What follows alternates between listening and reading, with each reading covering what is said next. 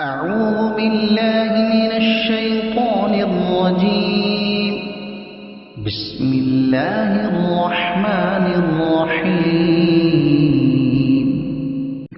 يريد الله ليبين لكم ويهديكم سنن الذين من قبلكم ويتوب عليكم والله عليم حكيم. والله يريد أن يتوب عليكم ويريد الذين يتبعون الشهوات أن تميلوا ميلا عظيما. يريد الله أن يخفف عنكم وخلق الإنسان ضعيفا. يا أيها الذين آمنوا لا تأكلوا أموالكم بينكم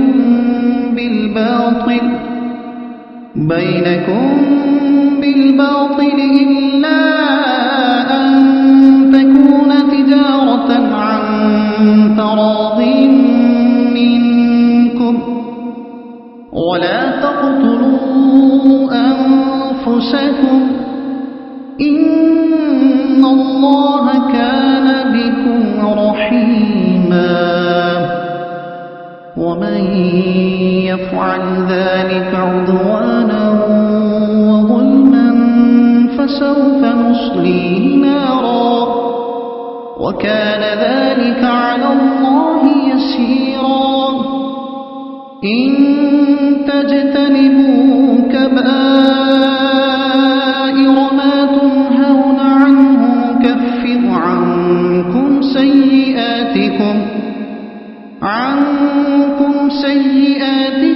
وندخلكم مدخلا كريما. ولا تتمنوا ما فضل الله به بعضكم على بعض. للرجال نصيب مما اكتسبوا وللنساء نصيب مما اكتسبن واسألوا الله من فضله إن الله كان بكل شيء عليما. ولكل جعلنا موالي مما ترك الوالدان والأقربون والذين عقدت أيمانكم فآتوهم نصيبهم إن الله كان على كل شيء شهيدا. صدق الله العظيم. سورہ نساء ترجمہ تفسیر 5واں رکوع. اللہ کے نام سے شروع جو بہت مہربان رحمت والا. اللہ چاہتا ہے کہ اپنے آدیش تمہارے لیے بیان کر دے اور تمہیں اگلوں کے طریقے بتا دے نبیوں اور نیک بندوں کی اور تم پر اپنی رحمت سے رجوع توجہ فرمائے اور اللہ علم و حکمت والا ہے. اور اللہ تم پر اپنی رحمت سے رجوع فرمانا چاہتا ہے اور جو اپنے مجوں کے پیچھے پڑے ہیں وہ چاہتے ہیں کہ تم سیدھی راہ سے بہت الگ ہو جاؤ اور حرام میں لگ کر انہی کی طرف ہو جاؤ. اللہ چاہتا ہے کہ تم پر تخفیف کمی کرے اور اپنے فضل و مہربانی سے احکام آسان کرے. اور آدمی کمزور بنایا گیا اس کو عورتوں سے اور واسنا سے صبر دشوار ہے. حدیث میں ہے سید عالم صلی اللہ علیہ وسلم نے فرمایا عورتوں میں بھلائی نہیں اور ان کی طرف سے صبر بھی نہیں ہو سکتا. نیکوں پر وہ غالب آتی ہیں برے ان پر غالب آ جاتے ہیں. اے ایمان والوں آپس میں ایک دوسرے کے مال ناحق نہ کھا.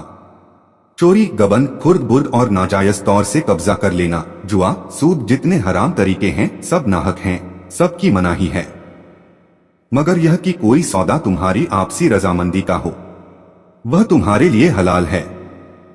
اور اپنی جانیں قتل نہ کرو ایسے کام اختیار کر کے جو دنیا یا آخرت میں ہلاکت کا کارن ہو. اس میں مسلمانوں کا قتل کرنا بھی آ گیا ہے اور مومن کا قتل خود اپنا ہی قتل ہے क्योंकि तमाम ईमान वाले एक जान की तरह हैं। इस आयत से खुदकुशी यानी आत्महत्या की अवैधता भी साबित हुई और नफ्स का अनुकरण करके हराम में पड़ जाना भी अपने आप को हलाक करना है। बेशक अल्लाह तुम पर मेहरबान है, और जो जुल्म व ज्यादती से ऐसा करेगा तो जल्द ही हम उसे आग में दाखिल करेंगे, और यह अल्लाह को आसान है।